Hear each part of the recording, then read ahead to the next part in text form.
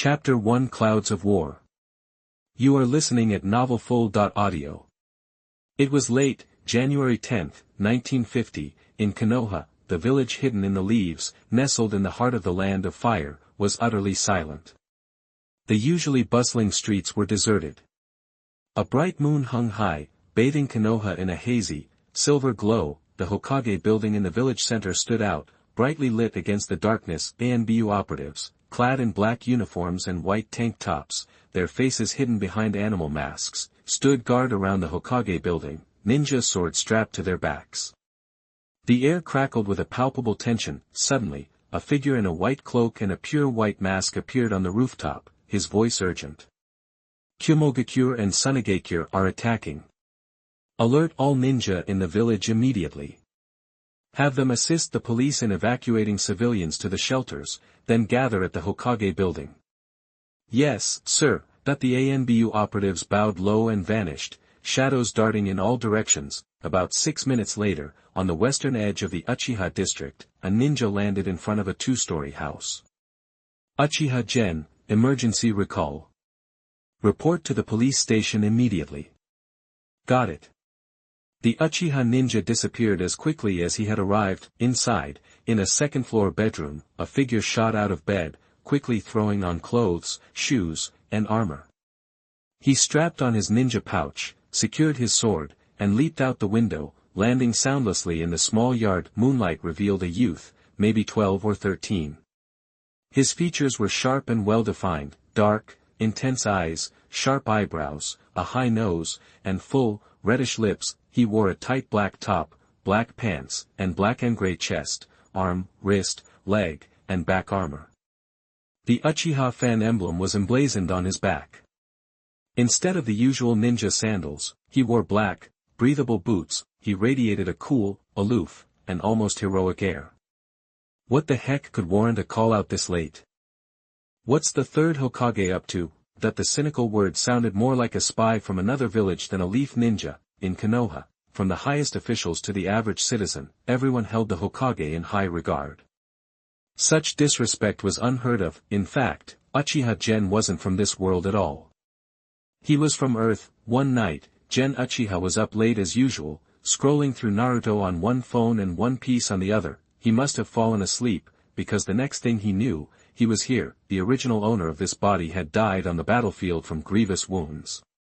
Gen Uchiha had awakened in the ravaged body, too injured to return to the fight. He'd been sent back to Konoha to heal and train.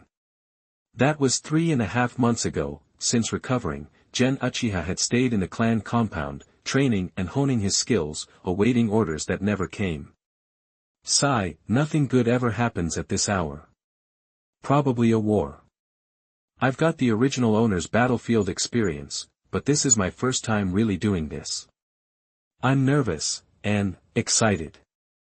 Uchiha Gen tilted his head back, and his black pupils morphed into crimson eyes, each swirling with 2 black tomo. A faint red glow flickered in the darkness, both eerie and powerful. This Sharingan had awakened through the original owner's pain. He had first unlocked it at 10 years old, hearing news of his parents' death. The second tomo had appeared when he saw his teachers and teammates fall. Even with the second tomo, the original owner had succumbed to his injuries due to chakra exhaustion. Even after escaping, a cool night wind swept through. Gen Uchiha pushed aside his thoughts, and disappeared. Before the Konoha Police Department headquarters, Uchiha clan members were assembled in dark uniforms. They stood silently in neat rows, following the militarized rules of the department. Seeing Uchiha Gen, the Uchiha ninjas parted, creating a space for him to step forward and join the front line. The Uchiha clan was Konoha's wealthiest, and arguably the wealthiest in the ninja world. They numbered over 2,000, men, women, and children. More than half were ordinary citizens, and not every ninja could awaken the Sharingan. In fact, only a fraction of the Uchiha clan possessed the Sharingan. Most remained normal ninja. It was possible to become an excellent ninja without the Sharingan, but the Uchiha clan revered the dojutsu. Those who possessed the Sharingan held a higher status, and those with 2 tomo, just below the 3 tomo users, were considered middle to upper-tier members of the clan. Especially since Uchiha Gen was only 13, he was considered a prodigy, and his status reflected that. Moments after Gen Uchiha's arrival, 3 more ninja appeared. After a roll call, a tall ninja stepped out of the police department. He had short, brown hair and squinted eyes. He wore a dark blue gown over a tight-fitting black combat uniform. The Uchiha fan was tattooed on his back. He wore green Jonin armor, embroidered with the Uchiha clan emblem on the shoulders. Captain Yatsudai. Everyone bowed slightly. Uchiha Yatsudai squinted and nodded, his face grim. Kumogakure and Sunigakure have launched a surprise attack. They're close to Konoha. The Hokage orders immediate evacuation of civilians to shelters, followed by a full assembly at the Hokage building. Move out, that everyone's hearts sank. Konoha was being attacked. It hadn't happened since the founding of the village. Uchiha Gen's face mirrored the others. His suspicion was confirmed. Kumogakure and Sunigakure were pushing hard. Konoha's ninja would fight to protect their home, even at the cost of their lives. This war would be brutal, however, it also clarified something for him. Sarutobi Hiruzen had likely stepped down due to this war. The massive losses suffered by Konoha in the Third Shinobi World War, combined with the current situation, likely forced Sarutobi Hiruzen to resign, paving the way for the fourth Hokage. Yes, sir.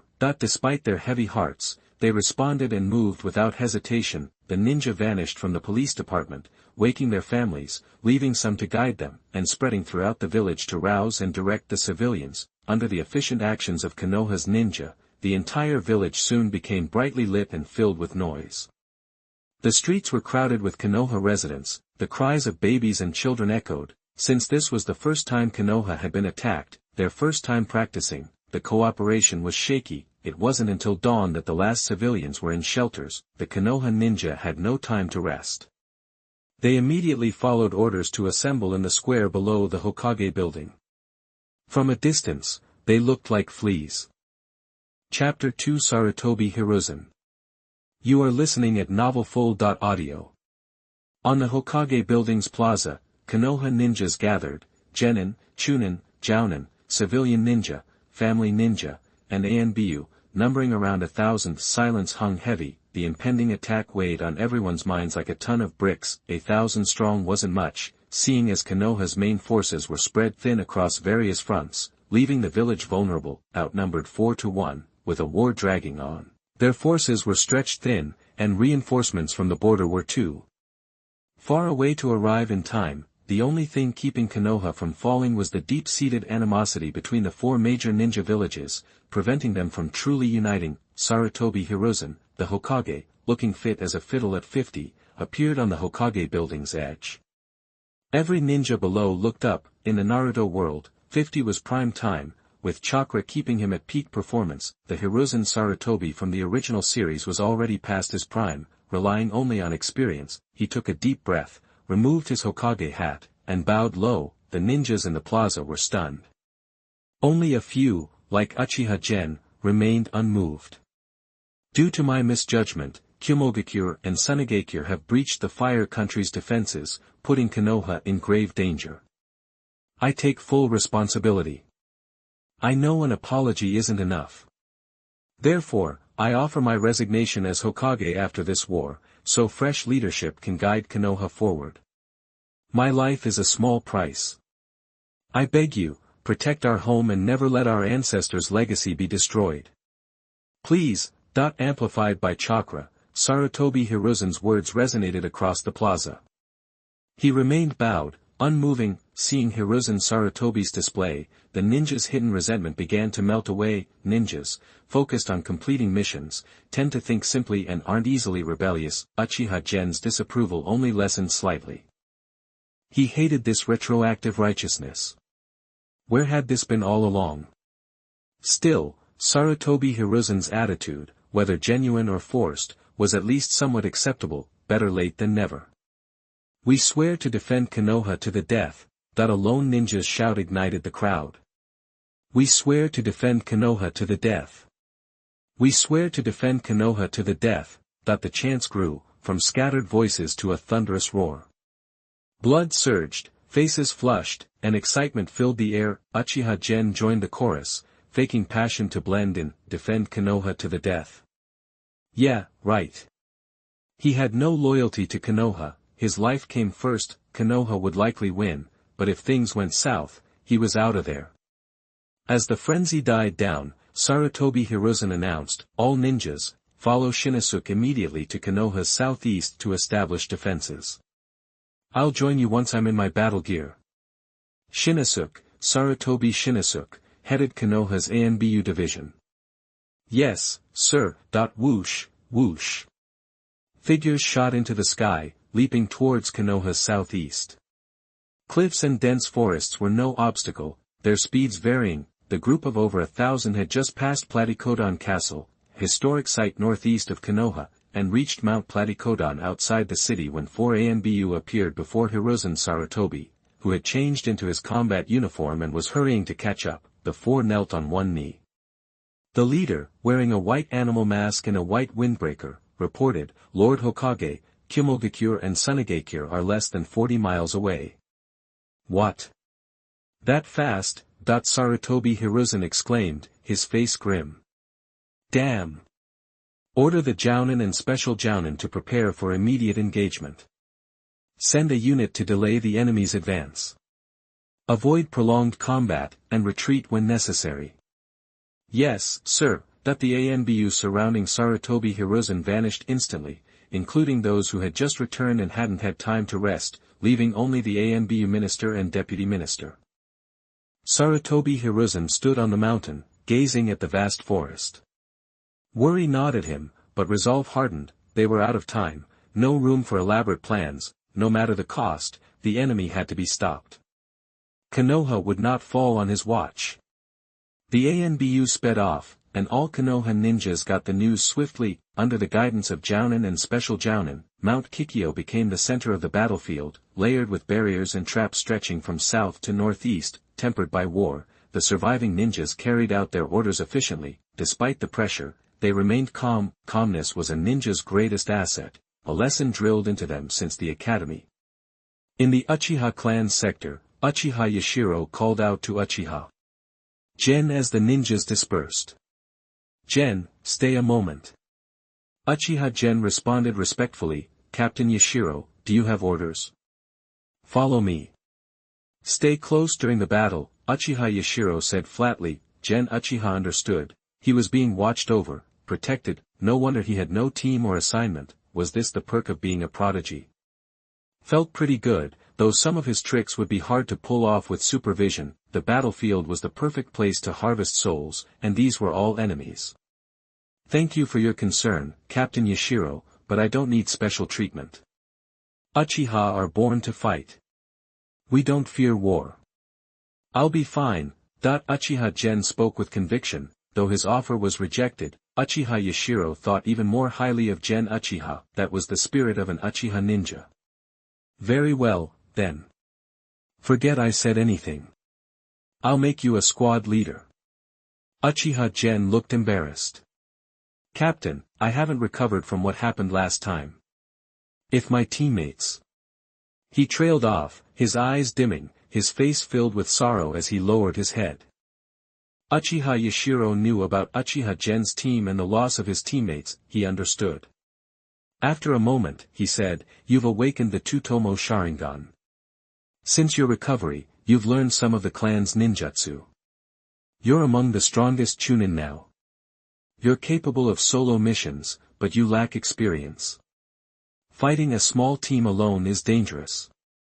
Have you thought this through? Uchiha clan ninjas with the Sharingan were virtually unbeatable one-on-one, but the Sharingan's power diminished against multiple opponents. Uchiha Gen replied seriously, Captain, I have. Against a Chunin-led team, I won't charge in blindly. I'll target the genin. I'll use tactics like separation, division, and sneak attacks to defeat them one by one. I won't face the enemy head-on. If I encounter a Jounin or a Jounin team, I'll retreat without hesitation. Uchiha Yashiro nodded in satisfaction. Excellent, you're very aware of your limitations. That puts my mind at ease. Go ahead, and be safe. Yes, sir. Uchiha Gen bowed slightly and left to find his hunting ground. Chapter 3 Initial Homitz. You are listening at novelfull.audio. 40 miles is way too close for comfort when you're dealing with ninjas. Even with all the traps the Konoha ninja threw in their path to slow them down. The combined forces of Kumogakure and Sunigakure showed up a mere half-hour later. Konoha village is naturally fortified by the mountains and forests surrounding it. That also makes it the ideal battleground.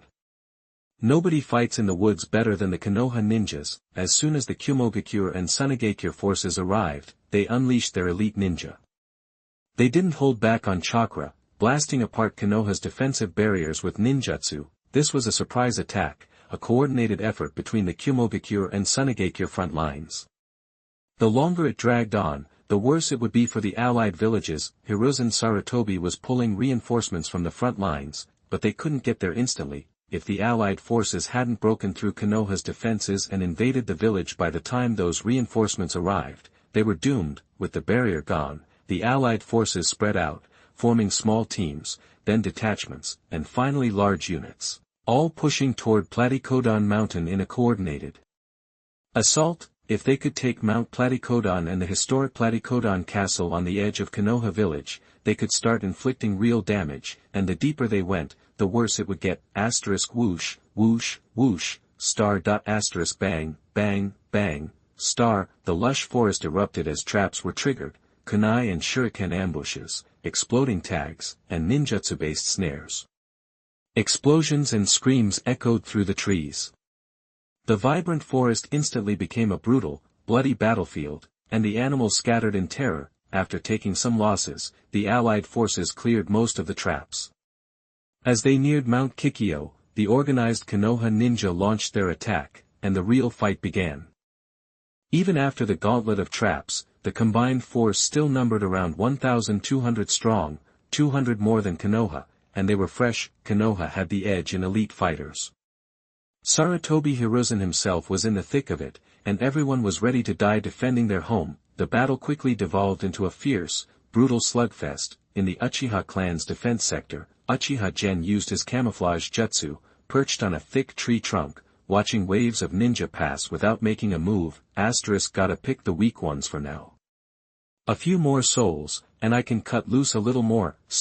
Not many Iwagakure ninja knew that camouflage technique, but the Uchiha clan had copied it during the Long War. A few minutes later, a three-man Kumogakure squad passed by. Uchiha Gen, the veteran, struck. As the three jumped, 3 shuriken shot through the air.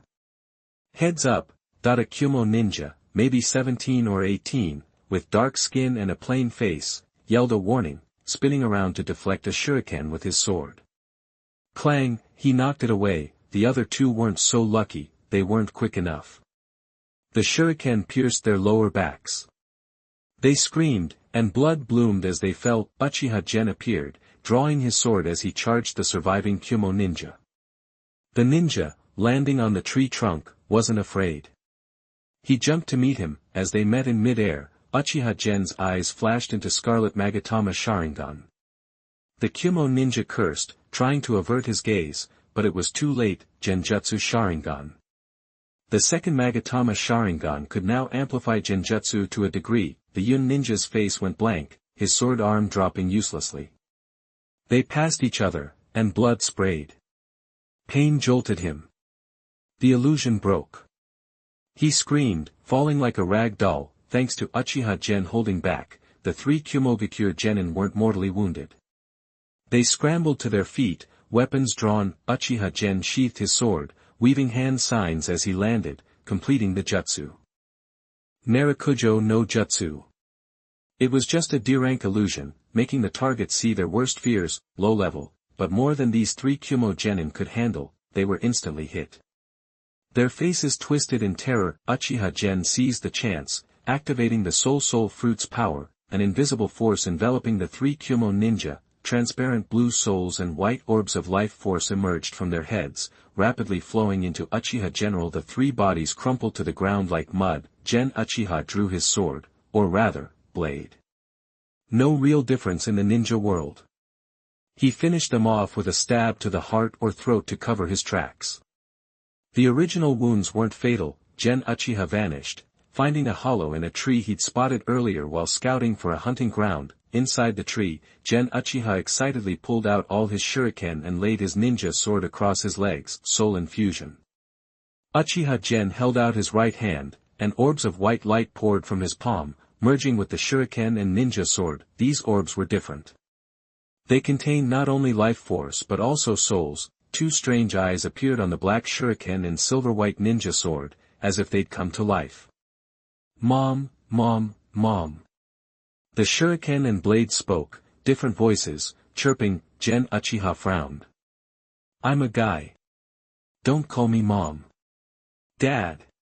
Master, thought he was only 13. Too young to be a father. Master, Master, Master. Gen Uchiha nodded, satisfied.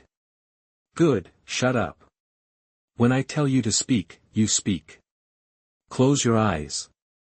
The homies immediately fell silent, eyes closed. Compared to the original, there are only two more minor scratches, which cannot be seen from a little distance. Gen Uchiha was thrilled to see how obedient the homies were. From now on, his shuriken had built-in guidance and lock-on, impossible to dodge. You could only delay it, and sooner or later, you would have to stop it. And the ninja sword was now a flying sword, an automatically attacking flying sword. To stop them, you'd have to drain their life force or destroy their soul. The attacks were endless, used unexpectedly. This could cripple or even kill an unprepared jonin, but he couldn't use this trick carelessly before he had enough strength, or it would attract attention. The Uchiha's kunai and shuriken throwing were legendary, but even that had limits. How would you explain living shuriken? Summon beasts? Nobody would buy it. Uchiha Gen had long been able to use his own soul to create homies, but Uchiha Gen figured ordinary shuriken and ninja swords weren't worthy of his soul. A waste. It needed a weapon on the level of the Kusanagi sword, right? And compared to homies like shuriken and flying swords, Gen Uchiha wanted to use his own soul to create high-level homies like elemental homies. Elemental homies sounded delicious. His soul was far from the soul of Yonko Big Mom in one piece.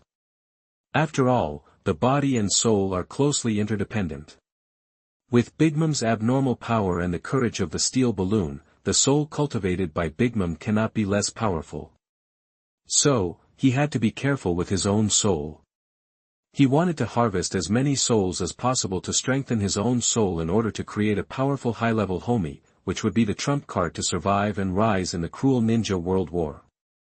Stowing the transformed shuriken and ninja sword, Uchiha Gen left the tree hollow and continued hunting. Don't hoard books, it's easy to die. Chapter 4, Playing Tricks. You are listening at novelfull.audio. Why don't you just run away?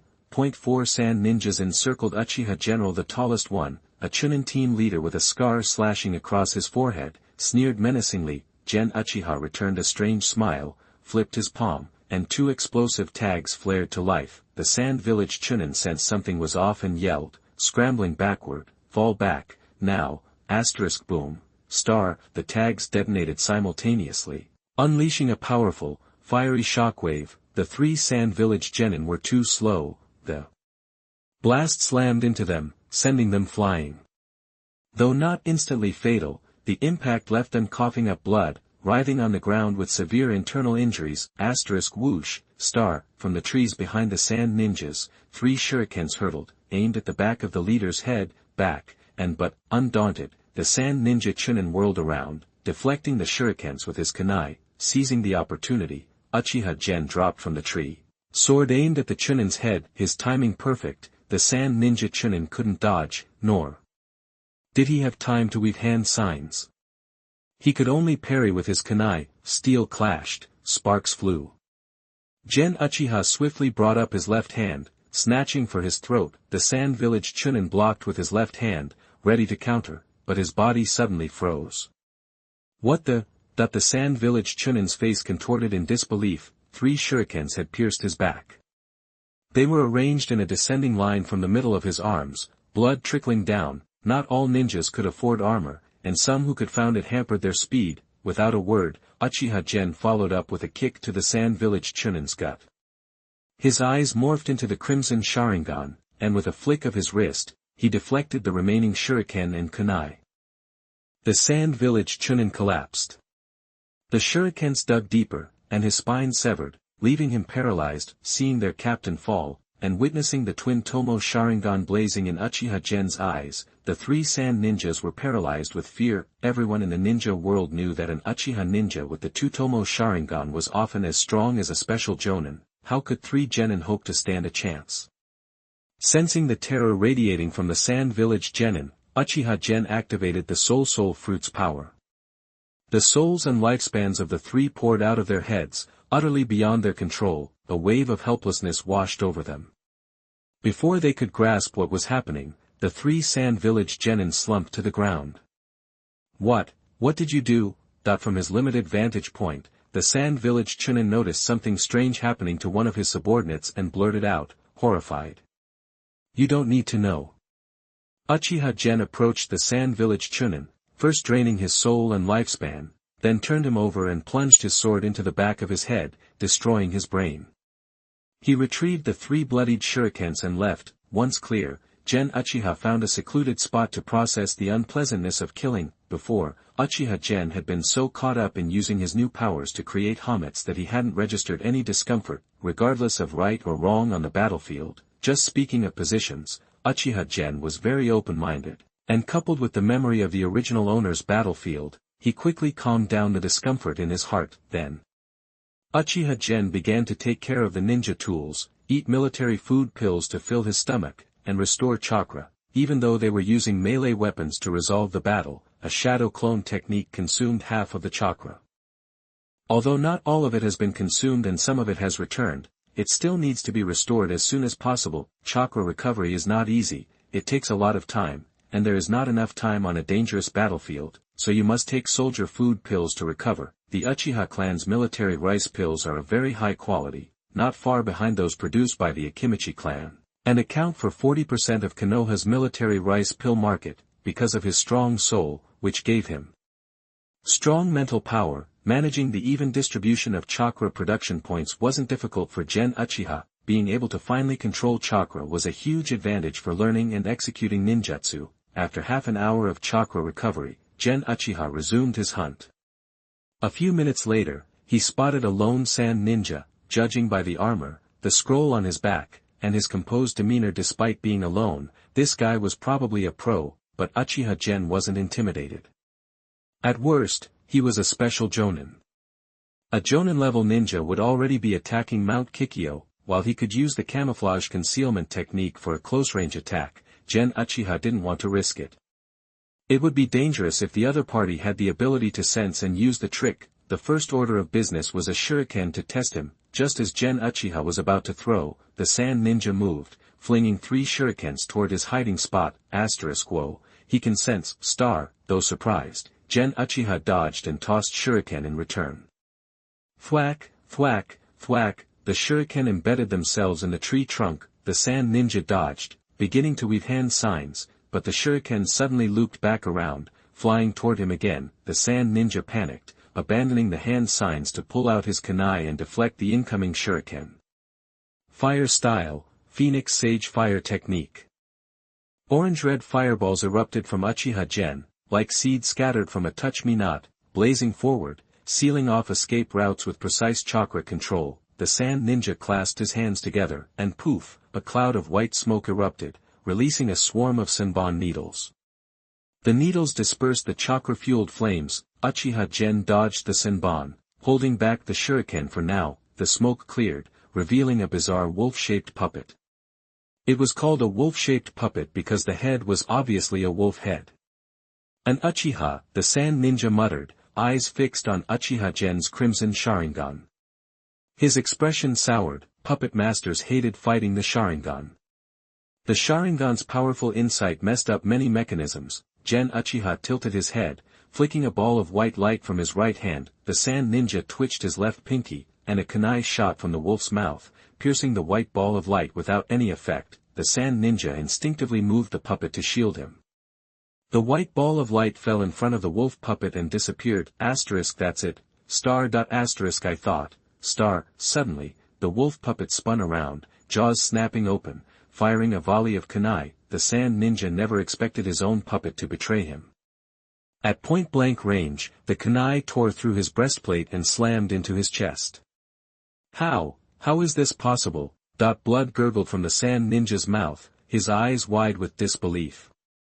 He looked down in horror at the kunai protruding from his chest. The chest armor had had some effect and did not kill the Suna ninja on the spot. Sensing the sand ninja's fear of death, Uchiha Gen immediately jumped over and used his power to extract the Suna ninja's soul and lifespan. The wolf puppet wagged its barbed tail, nudging Uchiha's calf.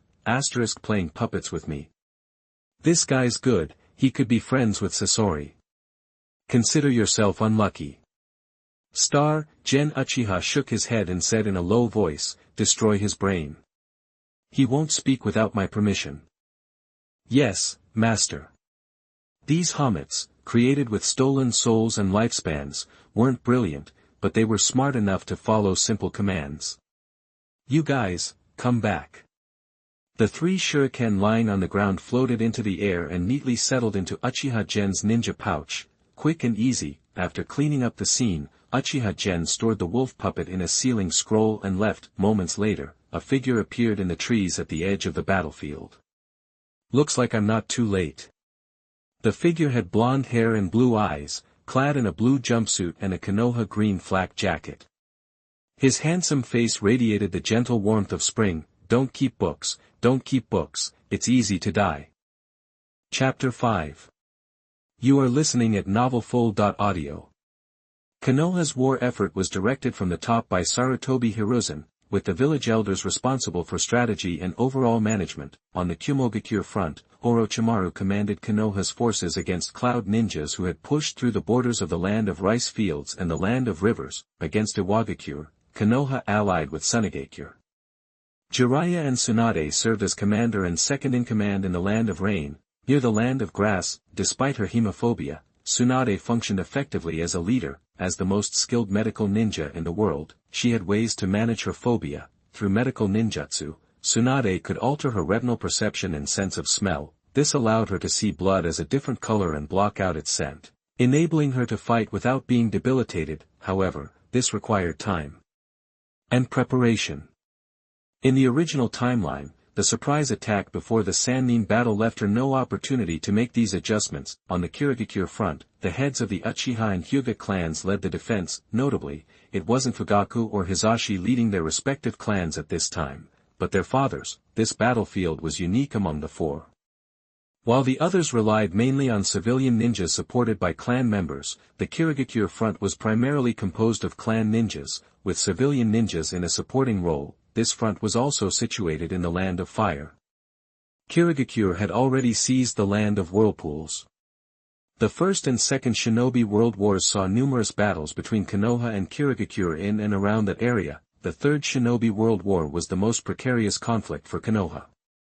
Failure on any front could trigger a domino effect, leading to complete defeat. Namake's Minato, with his Flying Thunder God technique, acted as a rapid response force, deploying to critical battlefields, particularly those against Kumogakure and Iwagakure.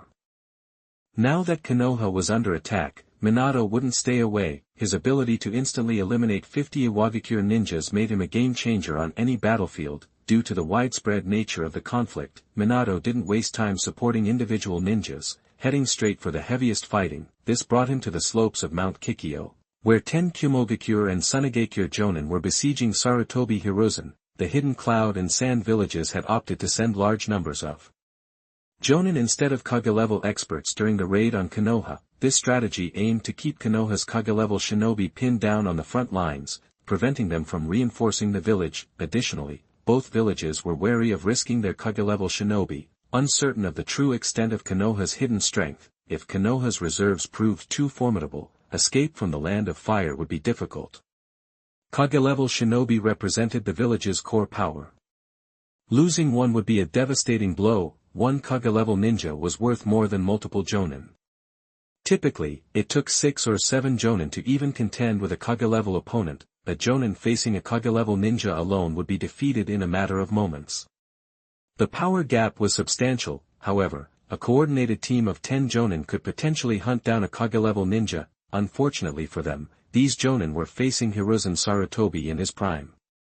His physical condition, combat experience, and mastery of ninjutsu and genjutsu were all at their peak. He was holding his own against the 10 Jonin, even gaining the upper hand and defeating 4 of them. Had the fight continued, Sarutobi Hiruzen would have eventually defeated all 10, as long as he made no mistakes. However, killing them would be a challenge. Jonin weren't rookies. If they scattered, Hiruzen couldn't take them all down. This relatively balanced situation was shattered by Minato's arrival. As a ninja, Minato was opportunistic and didn't shy away from a surprise attack. The Flying Thunder God technique spacetime ninjutsu made him a deadly assassin.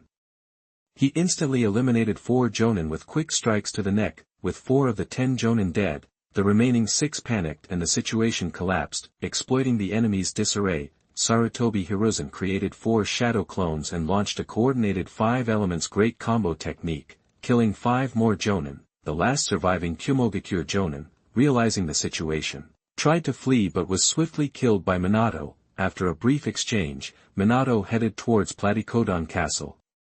While Hiruzen and his shadow clones moved to support other areas, the combined forces of Kumogakure and Sunigakure were too numerous for Konoha to completely contain.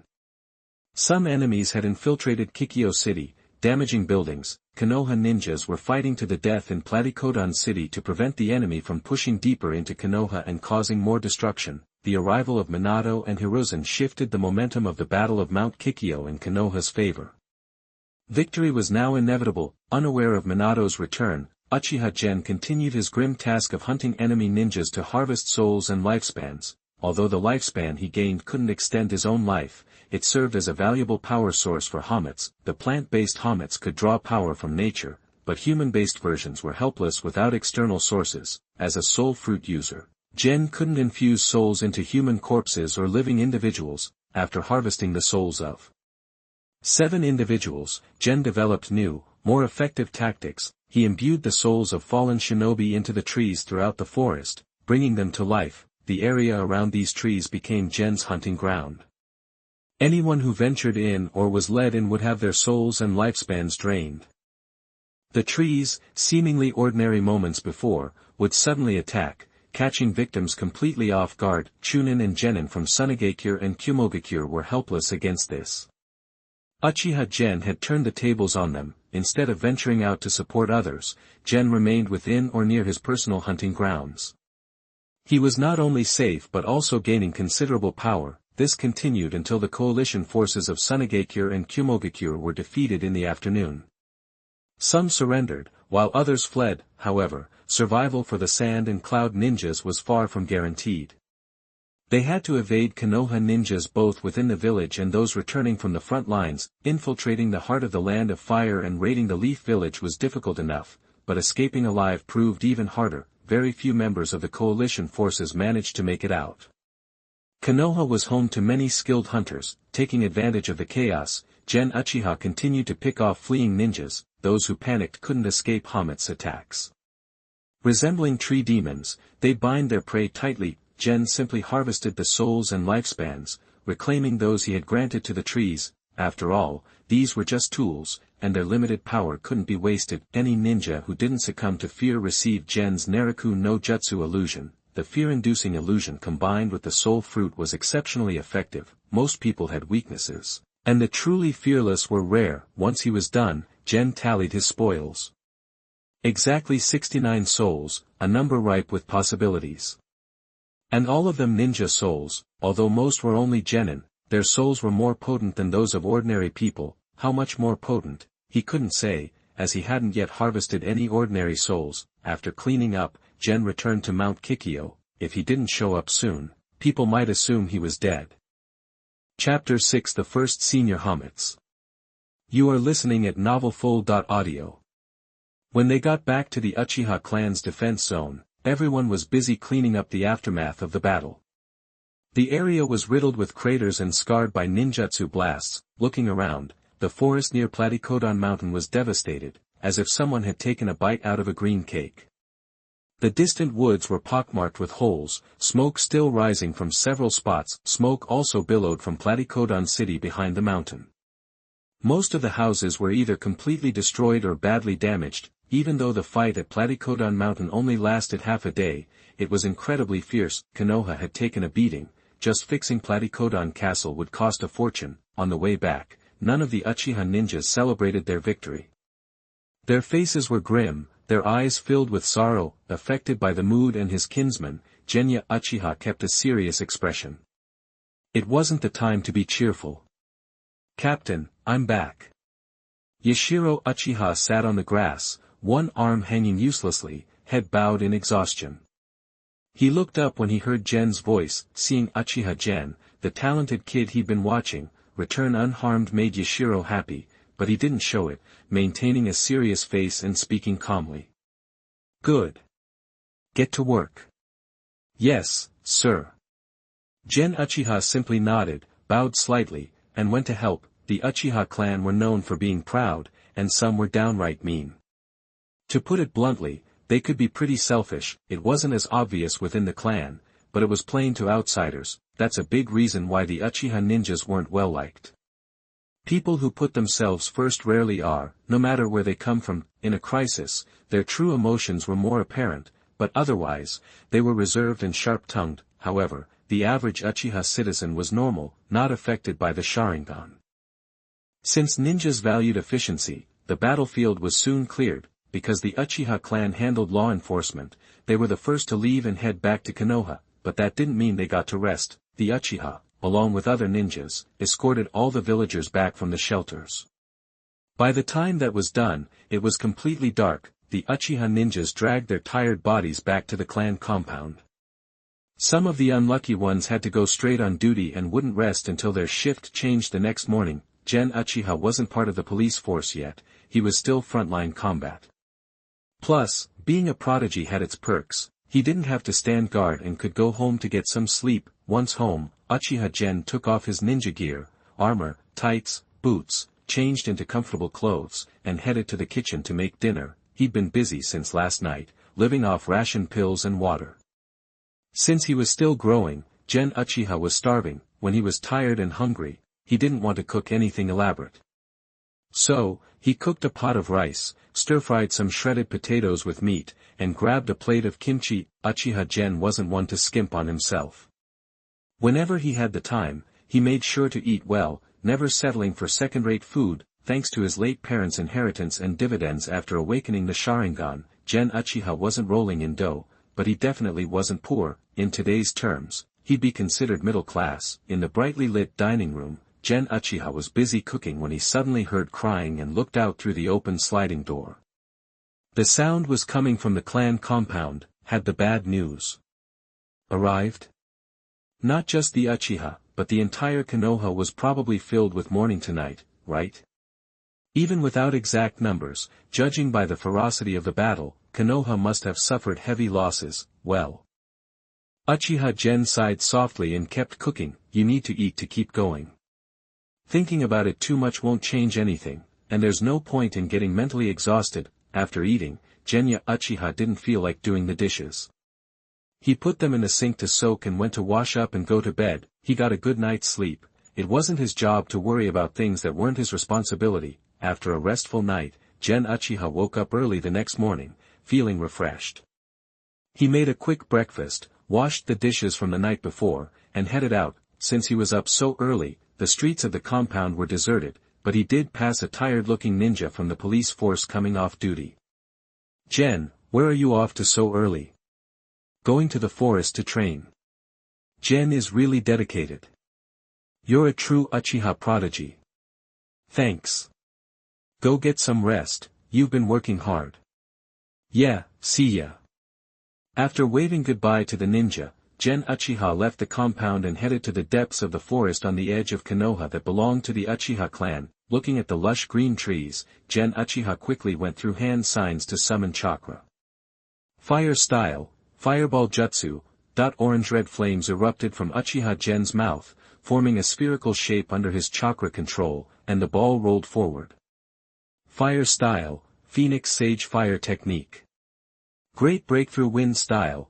The wind fanned the flames, and Uchiha Gen's actions quickly ignited a forest fire. he kept using fire style and wind style to make the fire even more intense, reducing the smoke and avoiding attracting attention. It wasn't until he was nearly out of chakra that Uchiha Gen stopped and looked at the raging fire, distorting the air. He nodded, satisfied. The only downside was that this fire was created from chakra-infused flames, making it vulnerable to abilities like the Rinnegan's sealing techniques. But that didn't matter, that weakness would soon disappear. He would let the Homitz he was about to birth consume the natural flames, which already fed on flames. The sealing seal could absorb chakra-infused flames, but it couldn't absorb natural fire. Mixing natural fire was like the fire style released through magical chakra. "Be born, my baby!" Uchiha Gen shouted, his face full of excitement. He plunged his right hand into himself and extracted a small piece of his soul and most of his accumulated lifespan. A ball of gleaming white light emerged. He swung his arm, and the ball of light shot out and landed in a sea of fire. The raging flames paused for a moment, then a huge, grotesque face appeared in the fire, laughing maniacally.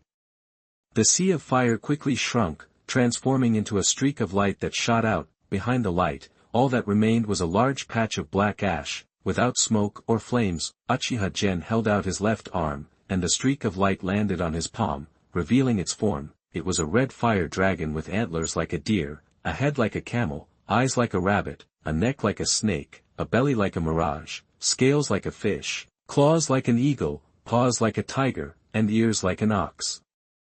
It was about a foot long and looked cute. "Master." The crimson fire dragon looked up at Gen Uchiha, its eyes lively. The mini dragon body circled his palm, and its voice was mature and resonant. "Well, do you want a name?" Uchiha nodded slightly and asked with a smile. "Yes. From now on, your name will be Zhu Rong." Big Mom's flame Homitz was called Prometheus, the Greek god of fire, so his first high-level Homitz couldn't be any worse. Zhu Rong, that's my name. Zhu Rong, don't speak or appear without my permission in the future. I'm not strong enough yet. It's not time for you to officially appear in this world. Understood, Master. Looking at the obedient Zhu Rong, Uchiha Gen was very pleased but also a little concerned. How should he carry this thing around? Should he put it in a ninja pouch or wear baggy clothes to hide it?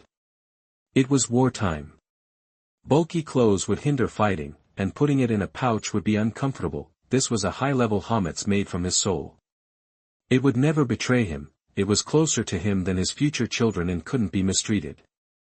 Zhu Rong, is there any way you can stay with me without being noticed?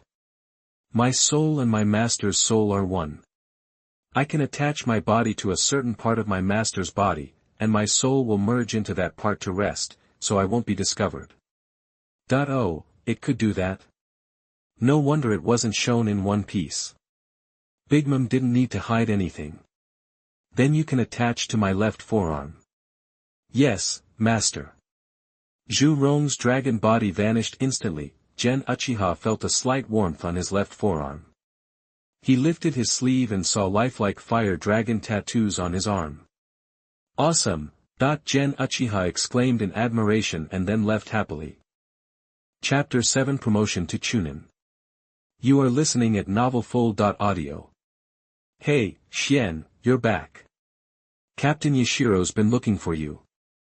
Just as Gen Uchiha returned to the clan compound, a patrol ninja, Hiro, appeared in front of him. Hey, Hiro. What does Captain Yashiro want? Gen asked with a smile. You'll find out. It's nothing bad. Gen rolled his eyes, knowing exactly what it was about. Alright, thanks, Hiro. Hiro nodded and vanished. Gen turned and headed out of the clan area towards the police station on the western edge of Konoha, which also housed the village prison. Before the Ninetales attack, the Uchiha district wasn't on the edge of the village, so it was a decent walk to the police station. Normally, a ninja could jump across the distance in moments, but unless it was an emergency, ninjas weren't allowed to leap around the village like that. Typically, only Umbu, the military police force, and Root could move freely like that. Since Gen wasn't part of any of those groups, he had to walk. Konoha wasn't huge, but it wasn't small either. It covered roughly 400,000 square meters, or about 55 football fields. About 20 minutes later, Gen arrived at the Konoha police station and went upstairs to Yashiro's office. Knock, knock, knock. Come in. Gen entered, gave a slight bow, and said, Captain Yashiro. Gen, you're right on time. Come get your things. A smile finally appeared on Yashiro Uchiha's usually stern face. He picked up a green flak jacket from his desk and tossed it to Gen. Gen caught it.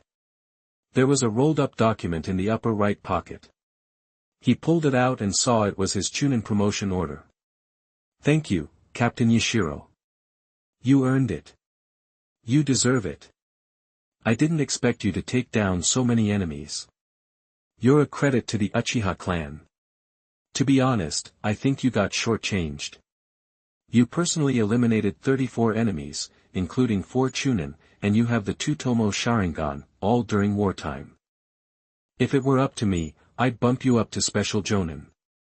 Gen had intentionally downplayed his achievements and used Earth style to bury the bodies. Otherwise, it would have been too unbelievable. Even with half the results concealed, the report still caught the attention of Hiruzen Sarutobi, who even sent an ANBU to secretly verify it. Though Sarutobi didn't think the proud Uchiha would fabricate reports, he still needed confirmation. After Gen awakened his second Tomo and drew the clan's attention, he'd used chakra paper to test his chakra affinities. In addition to the fire affinity all Uchiha possess, he also had earth and the rarer wind affinity. It wasn't as good as having all 5, but 3 was still pretty impressive. With 3 affinities, as long as he mastered the corresponding ninjutsu, he could handle enemies of any element. It's fine. Jonin will come in time. Gen didn't seem particularly excited about being promoted to Chunin. His face was expressionless, and his tone was flat. Good. Keep it up. Now get out of here. Yashiro Uchiha wasn't bothered by Gen's arrogance. In fact, he seemed to appreciate it, as if that was how an Uchiha should be. Farewell, Captain Yashiro. Clutching his new Chunin vest, Gen left the office and closed the door behind him. Uchiha clan members he passed on his way out offered their congratulations, which Gen acknowledged. Meanwhile, in other villages like Kumogakure, Sunagakure, Kurigakure, and Iwagakure, the news of the Mount Kikyo battle was spreading like wildfire. Kumogakure, Sunagakure, and Kurigakure all regretted the loss. But after such a sound defeat, they decided against any risky moves and resolved to focus on a more conventional strategy. In Iwagakure, at the Tsuchikige's office, Ohnoki sat reviewing the report on the Mount Kikyo battle, his eyes narrowed in contemplation. Ohnoki was wearing a red apron, a green striped vest, and his Tsuchikige hat. He was short, had a large nose, and a seemingly cheerful appearance. However, no one in the 5 great nations dared underestimate this funny-looking Kage, especially not now, when he was still in his prime. If Hiruzen Sarutobi was in his prime, then Ohnoki was nearing the end of his. In fact, Ohnoki was the shadow that Sarutobi Hiruzen feared the most. He was cunning, manipulative, stubborn, and tough. Someone's coming. Lord Tsuchikige. An Iwagakure ANBU in a tight-fitting khaki uniform and mask suddenly appeared, kneeling on one knee and speaking respectfully. Tell the elders to come to a meeting. Yes, sir. 15 minutes later, in the Tsuchikige building's large conference room, the Tsuchikige and Iwagakure's elders were gathered. Take a look at this. Hearing Ohnoki's words, the elders picked up the documents on the table. Well? See anything? After a couple of minutes, Ohnoki spoke. Konoha is indeed the top village in the ninja world. It's terrifying that they could defeat the Kumogakure and Sunagakure coalition while fighting on 4 fronts.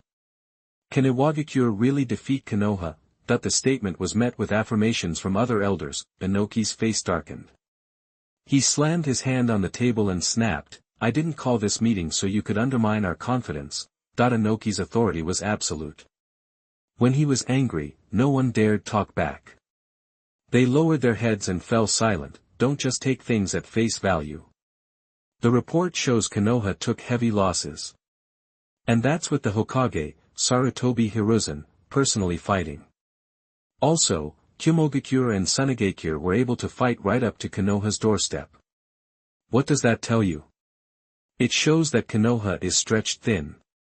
It's all show and no substance.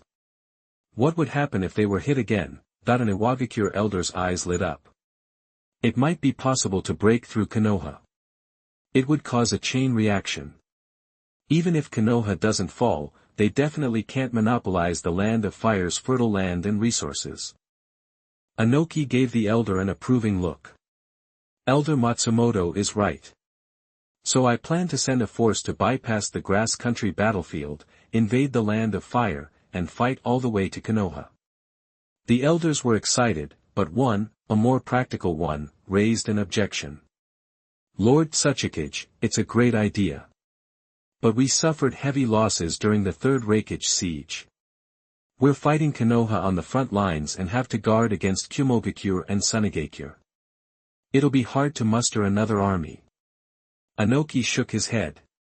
We can be bolder. Though Kumogakure lost the Third Reikage and hates us, they won't act against their own interests. The Land of Fire is a juicy piece of meat.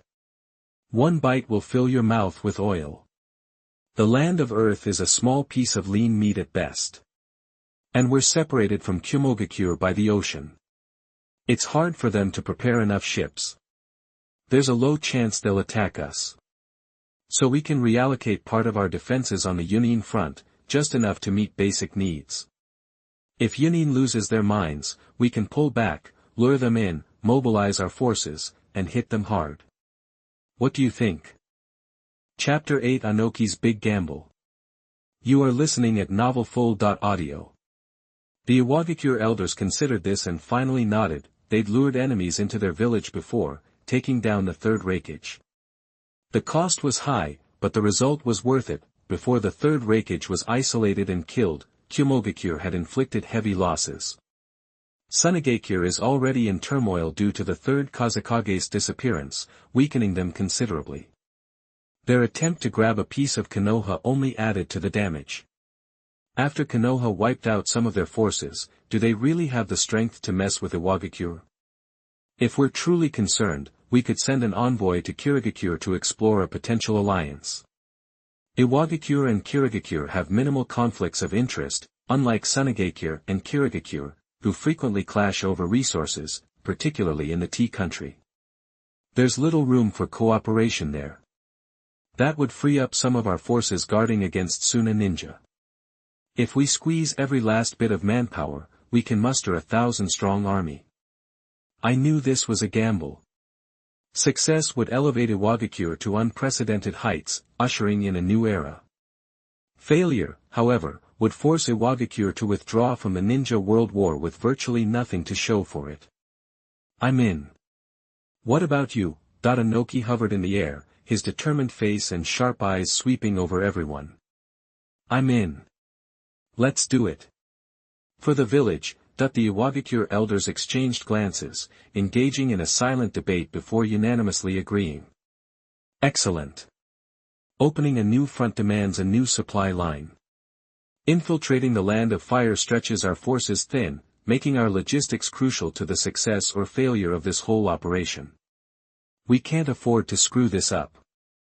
Ohnoki floated over to the map hanging on the wall, using a small stone jutting from his fingertip to indicate a specific location. The elders leaned in to see Kanobi Bridge. Examining the terrain around the bridge, the Iwagakure elders nodded in approval. This bridge was essential for establishing a new supply route through the grass country. Alright, let's finalize this plan. Ohnoki slowly descended back to his seat, his voice serious. The Iwagakure elders began to voice their thoughts. Some might wonder, can a simple bridge really make or break everything? The answer is yes. While the river beneath Kanobi Bridge wasn't exceptionally wide, it was still sizable, and the current was strong. Not every ninja could walk on water, as it requires precise chakra control, generally only possible for mid to high-level ninja. Moreover, walking on flowing water is much harder than on still water. The faster the current, the harder it gets. In the original stories, it took Sasuke several days to learn to walk on still water, and he still made a mess of himself. And what kind of education did Sasuke receive? He came from a famous family, received a comprehensive ninja academy education during a peaceful time, was at the top of his class, received personal guidance from Kakashi, and faced off against the Kirigakure Chunin Ghost Brothers, excelling in one-on-two fights. The vast majority of genin in the ninja world, including those in the 5 great villages, only know the basics, the 3 transformation techniques. They primarily rely on taijutsu in close combat and kunai, shurikens, and detonating tags at a distance. They rarely even use detonating tags. Detonating tags aren't cheap, so genin typically save them for emergencies. The quality of the main characters doesn't reflect the reality for most genin. The nameless background characters represent the average skill level. The Ninja World War forced villages to expand their armies quickly, leaving little time for training, which lowered the overall skill level of genin. However, most of the terrain in the Land of Earth consists of vast Gobi deserts formed by high mountains and rocks, with limited water sources. Iwagakure loves large-scale troop deployments. They send out thousands or tens of thousands of soldiers at a time.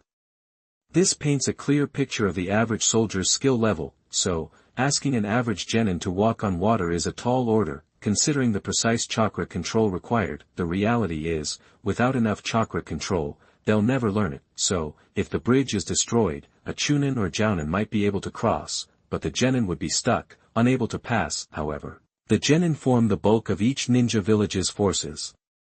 Chunin can barely be considered elite, and Jounin are the true masters, the village's best. In military terms, genin are like soldiers, Chunin are like captains, Jounin are like centurions, and Jounin are like junior officers. Without a huge number of grunts, what can a few experts do? It's not like some master can pilot an entire Gundam by themselves.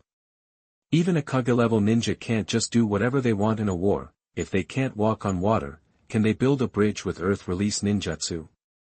Again, no. In the original series, the 3 Jounin at Kanabi Bridge using earth release are nothing special. They might have only recently been promoted, but they at least meet the minimum requirements to be a Jounin. Even the Jounin's earth release sounded so what about the Chunins? Moreover, earth release usually relies on the environment to be effective, and there's no dirt in the river. Extending the earth from both sides of the river requires a lot of chakra and great chakra control, which very few possess. Building a bridge requires preparation, planning, and meeting strict requirements. Otherwise, it'll collapse. When it comes to building bridges, Yamato's wood release is better than earth release. If someone had Lus's strength during the Fourth World War, they could build a bridge however they wanted, but Lus isn't that strong yet. Ohnoki could probably do it, but as the Tsuchikage, he can't camp out at Kanabi Bridge to build a bridge. Ohnoki has a lot of decisions to make, so, for Iwagakure, Kanabi Bridge is essential. Days passed, and Gen Uchiha stayed in the clan to practice. Since he hadn't received a transfer order, as a rising genius of the Uchiha clan, he didn't need to worry about ninjutsu. When the war started, the former Uchiha patriarch gave an order to share the ninjutsu collected in the clan to the ninjas in the clan, but ninjas only could learn the ninjutsu corresponding to the strength. With the special Jonin strength confirmed by Yashiro Uchiha, Gen Uchiha could now learn B-rank ninjutsu. As the most powerful family in the ninja world, the Uchiha clan collected not only fire escape ninjutsu, but also wind, earth, lightning, and water ninjutsu. This was a one-time opportunity. After the war, if you wanted to learn ninjutsu again, you'd have to work for the clan and contribute. Gen needed to pluck the family's wool while he could. Gen Uchiha's progress with fire escape ninjutsu shocked Yashiro Uchiha, who was temporarily in charge of family affairs, learning a B-rank fire escape ninjutsu and a B-rank genjutsu in one day. That was too much. Yashiro Uchiha didn't believe it at first, but Gen Uchiha proved it to him. Uchiha Yashiro, utterly speechless, granted him access to read and learn any ninjutsu within his level. In truth, Uchiha Gen was cheating, or rather, half-cheating. Learning genjutsu was a breeze for Uchiha Gen. His 2 lifetimes of experiences with the soul fruit made the Uchiha clan's genjutsu easy to learn. Like eating and drinking, Uchiha Gen's talent for fire escape ninjutsu was just okay. He secretly cheated, using Zhu Rong to boost the temperature, range, and form of the jutsu, even though his actual skill wasn't high enough. With Yashiro Uchiha's permission, Gen Uchiha memorized all the fire, wind, and earth ninjutsu in his family's collection, with the intention of learning them later. Chapter 9 Back to the Front Line. You are listening at novelfull.audio. This is what's great about being a ninja family. Even if you're not the Quan heir, you still have connections to learn ninjutsu. The family doles out intermediate and low-level ninjutsu as you get stronger. If you want the high-level stuff, you gotta do favors and make contributions to the family. It's a different story for civilian ninjas. Getting your hands on ninjutsu is way harder. Usually, there are 3 ways to do it. First, you can have a Chunin captain or a Jounin teach you. Not every student in a ninja academy gets a mentor, only the best of the best. After graduating from other ninja academies, students from other academies will be led by a Chunin to carry out missions. It is a lucky and rare opportunity to be able to encounter a special Jounin. If you want to become a Chunin captain and instruct a Jounin in ninjutsu, you usually have to get their approval. How hard that is depends on their personality. If you run into a brick wall, you could bust your butt and still not learn anything, and even if you do get them to like you, their ninjutsu might not be a good fit, and you're out of luck if your chakra types don't match. Second, you can make a huge contribution to the village. Regular missions don't cut it, you get paid for those anyway, but how easy is it to pull off something huge? You're talking about risking your life. Plus, there's no real standard for huge. Honestly, it's up to the Konoha bigwigs to decide. The third option is to suck up, be a total brown-noser, and latch onto someone strong or a big family. Ebisu did that, and he was a master at it. He became a special Jounin and even got to be the 3rd Hokage's grandson's teacher. Pretty impressive. None of those paths are easy, they're way tougher than what family ninjas go through. Among the original main characters, Yuzuki Yugao is already the cream of the crop for civilian ninjas. She's a special Jounin, but she's mostly into swordsmanship and doesn't know much ninjutsu. That's why civilian ninjas don't usually bother buying those expensive chakra paper tests unless they're pretty sure they can get some ninjutsu out of it. Being born into the Uchiha clan sucks in some ways, but it's also a lucky break. At least you don't have to sweat over getting ninjutsu for a long time. Since he didn't know when his orders would come through, and he was short on time, Gen Uchiha decided to focus on fire-style ninjutsu. First off, the Uchiha are naturally good at fire, that's the bloodline talking. And most importantly, there was Zhu-Rong. What could be faster and easier for learning fire-style chakra control than studying Zhu-Rong? Zhu-Rong is basically a walking ball of fire, the perfect reference. That's why the first high-level Homitz Uchiha Gen created was fire-based. Stack all that together, and you're bound to make progress, and Uchiha Gen was right. While it wasn't as instant as mastering Genjutsu, his progress was way faster than any normal ninja could imagine. Half a month went by, and Uchiha Gen's strength shot up. Even without Zhu-Rong and his other Homitz, he was already knocking on the door to Jounin level. It's just that his taijutsu and experience were still way behind. But hey, you can't rush that stuff. You just gotta put in the time. Uchiha Gen would have liked to keep leveling up, but he got combat orders for the front lines and wasn't part of the police force. The army couldn't fight the government, so he had to take the 3rd Hokage's orders and head to the front. Even if he was in the police force, the 3rd Hokage could still pull rank and make it tough for them to refuse a transfer. War was inevitable. When Uchiha Gen got the orders, he felt relieved and bummed out at the same time. On the bright side, the meat grinder that turned 4 Konoha ninjas into casualties at Kanabi Bridge was over, so he wouldn't be walking into that mess. Even though he was a lot stronger now, the battlefield was still dangerous and unpredictable. One slip up and you're dead. Can't underestimate it. On the downside, Uchiha Obito was now a celebrated Konoha hero, and he wouldn't get a chance to settle the score. He'd never even talked to Obito, either on the previous battlefield or back in the village. He couldn't just pick a fight out of nowhere. As a Konoha ninja, you have to sign out before leaving the village. The consequences of sneaking off are heavy. You can be branded as a traitor and hunted down. Even if they took the risk and left the village, he might not be able to find them. Who knows which battlefield Minato Namikaze and his squad were on? And even if he found Obito, it'd be hard to strike. He couldn't just off Obito in front of Kakashi and Rin, right? Even if he could pull it off, he'd face insane backlash, not just from the clan and Konoha, but from Uchiha Madara and company too. Sacrifice himself to save the ninja world. Nah, he wasn't that enlightened. He wasn't Naruto. Uchiha Gen had planned to wait for Obito to come back to the village and ambush him. But Obito never came back. The place next to the clan compound was empty. If Uchiha Obito gets killed and Uchiha Madara is halfway into the coffin, there may not be time to find a new puppet. Even if Uchiha Madara had prepared spare parts, they would definitely not be as powerful as Uchiha Obito, and it was hard to find the best ones like Obito. It's just that Tokiya Minjia failed after all. Maybe Obito has the luck protection of Destiny Child. But it's not a big deal. After all, they are acquaintances, they understand each other very well, and they have the advantage of foresight. After sighing, Gen Uchiha collected the orders, prepared supplies, and went to bed early at night.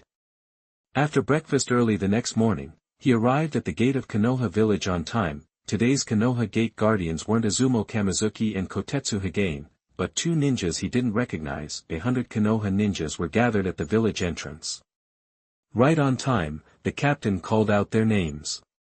Once he confirmed everyone was there, they headed off towards the land of grass. Uchiha Gen's mission was to support the front lines and help mop up the Iwagakure ninjas who were cut off from supplies after the Kanabi bridge blew up. It might sound like an easy win, but it was still risky. Iwagakure village was tight-knit. Not many of those ninjas were going to surrender. They'd either run or fight to the bitter end. Like cornered rats, Konoha ninjas had the Iwagakure ninjas boxed in, sealing off their escape routes, and were sweeping through the area, closing the net. The only way the Iwagakure ninjas could survive was to scatter, slip deep into Konoha territory, change their looks, and hide out in towns, waiting for a chance to escape. But judging by the fact that most of the ninjas sent to the front lines this time were combat types, the Iwagakure ninjas probably planned to resist. If the Iwagakure ninjas planned to scatter, Konoha should have sent more ninjas who were good at tracking and sensing. After a day's march, the Konoha ninjas reached the frontline camp in the Land of Fire. The camp was set up on the edge of a forest, surrounding a lush mountain. The base of the mountain was covered in booby traps. There was no barrier because Konoha didn't have enough barrier ninjas to seal off the whole mountain. Uchiha Gen was amazed. With such simple tactics, they'd managed to force the Iwagakure troops onto the mountain, making them sitting ducks. Who was calling the shots here?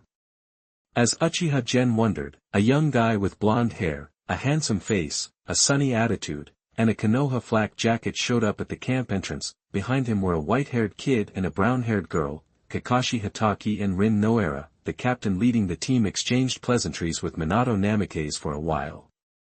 The captain mostly gushed about Minato, and Minato just smiled modestly. Minato Namikaze's achievements were the talk of Konoha and were spreading fast throughout the ninja world. Lots of Konoha ninjas admired him, especially the civilian ones. They were total fanboys. After the greetings, everyone went into the camp and stood outside the tent where Minato Namikaze usually gave orders. Of course, 100 ninjas couldn't fit in the tent, so Kakashi and Rin took the lower-ranking ones to their quarters. Gen Uchiha was just a Chunin, only middle tier in the group, so he didn't get to go into the tent. He followed Kakashi and Rin instead. Don't be a pack rat, don't be a pack rat. It's easy to die. Chapter 10 Class 7. You are listening at novelfull.audio. The front lines had already set up camp for the supporting Konoha ninja, grouping them in a designated area. Ninjas aren't like regular soldiers, they need their personal space. Tents couldn't be crammed together, some breathing room was necessary. Uchiha Gen, bringing up the rear, got assigned a spot in the last group. Hey, you two, hold up a sec. Kakashi and Rin turned, looking puzzled. Can I help you? Kakashi asked flatly. Since Gen Uchiha was at the very back, they hadn't noticed the Uchiha fan symbol on his back. Gen turned slightly, revealing the Uchiha crest on his armor. You're with the Uchiha clan. Hey. Hey there. Because of Obito, they had a soft spot for the Uchiha clan. They both smiled, returning his greeting. Hey, Gen responded politely, pausing a moment to look at Rin before turning to Kakashi. Man, he thought, this girl's doomed from the moment she fell for Obito. That he was determined to change things, but success wasn't guaranteed. Killing Rin before Obito could witness it would prevent Obito's descent, but that path was fraught with risk. Kakashi, Minato, and Obito would tear the world apart searching for the truth. Madara wouldn't let anyone ruin his plan, even if he was special, a descendant of Izuna. Compared to Madara's grand design, what did lineage matter? Looking at the family tree, Obito was also a descendant of Madara, wasn't he already a pawn? After Madara's defection and attack on Konoha, his descendants faced scorn and their influence dwindled. Genealogically speaking, Gen was Obito's distant cousin, barely older by a minute. Madara would never let him get away with it. Plus, ninjutsu was full of weird surprises. Who knew what tricks Madara and Black Zetsu had up their sleeves? There was no guarantee of destroying the body and leaving no trace. Only by consuming Rin's soul, destroying her body, and erasing all evidence could he be sure of avoiding detection. But that was a horrific fate for someone like Rin. Her soul would be gone, no pure land, no resurrection. While these things were secondary, he needed to be ruthless to avoid bigger problems, like the Ninetales attack. More importantly, he couldn't act without being seen. As a key component in Obito's corruption, Madara must have sent White Zetsu to monitor him. Gen was sure there was at least one White Zetsu lurking in the camp, maybe more. He wasn't strong enough to detect them. And if he couldn't find them, he couldn't eliminate them. So, what was he supposed to do? Sacrificing himself for the ninja world, or even for Konoha and his clan, was out of the question. He was a pragmatist, self-interest first, then helping others. Why are you staring at me? Kakashi shifted uncomfortably, finally snapping. Gen, lost in thought, straightened up and said, "Is that a Sharingan in your left eye?" Kakashi touched his eye. "Yeah. Are you familiar with the rules of clans with Kekii Genkai?" Kakashi and Rin's expressions changed. "Are you asking for the Sharingan back on behalf of the Uchiha clan?" Rin asked nervously, clenching her fists. Kakashi's face hardened. This was a precious gift from Obito. "I'm not giving it up." Gen smiled. "You misunderstand. I'm not here to reclaim the Sharingan. But I suggest you make plans if you want to keep it." Kakashi and Rin relaxed slightly, but remained worried. "Why?" Kakashi asked, confused. This didn't fit the Uchiha stereotype. Could this Uchiha be like Obito, an outlier? Because I have a plan. Obito's my distant cousin, and a hero of Konoha. A hero's last wishes deserve respect. Thank you. Is there anything we can do? Rin bowed. Kakashi looked at Gen hopefully. The third Hokage personally promised to choose the fourth Hokage. After the Kanobi Bridge mission, plus his past achievements, Minato is definitely a candidate. Even if Minato doesn't get chosen, he'll be a top figure in Konoha. Let him negotiate with our clan. He can settle it with a small price. For example, putting an Uchiha kid in Class 7. The thought of replacing Obito made Kakashi and Rin recoil, but they knew it was a win-win. It solved the Sharingan issue and might get their teacher the Uchiha clan support, improving his chances of becoming Hokage. They knew Minato wanted to be Hokage. You want to join Class 7? Kakashi wasn't easily fooled. He sensed Gen's ulterior motives. Ideally, but it doesn't have to be me. Itachi, the clan leader's eldest son, and Shursui, who made a name for himself on the Kirigakure battlefield, are both more promising. But it doesn't matter. As long as they're from the Uchiha clan. Gen was being honest. Ninjas had to form teams. With his current strength, he wasn't ready to work alone, and the leader had to be from the Uchiha clan. Becoming Minato's student was the best option, but he had backup plans. What's your name? Uchiha Gen. Thanks for the advice. We have things to do. See ya. Later. Watching them go, Gen ducked into his tent, released Zhu Rong, and began studying the properties of fire. Shape transformation wasn't hard. With his mental strength and chakra control, it would come naturally. Kakashi and Rin returned to Minato's tent. After the meeting, they told him about their conversation with Gen. Minato thought for a moment. It's a win-win. But can you accept a new teammate after Obito? If you can, let Gen try out Class 7. If not, forget it. I can protect Obito's legacy. Kakashi, embarrassed, turned to Rin. Lin, what do you think? Since he couldn't decide, he'd go with Lin's opinion. Rin remembered Gen's friendly demeanor. They were down a person, so she decided. No one can replace Obito, but having an extra person would help with missions. Asterisk right, Lin's right. No one can replace Obito, star. Asterisk even if we accept a new teammate, Obito will always be in our hearts, star. Asterisk an extra person could protect Lin better. What if something happened, asterisk. Teacher, let him try. Minato smiled. Okay, I'll put him in class 7 temporarily.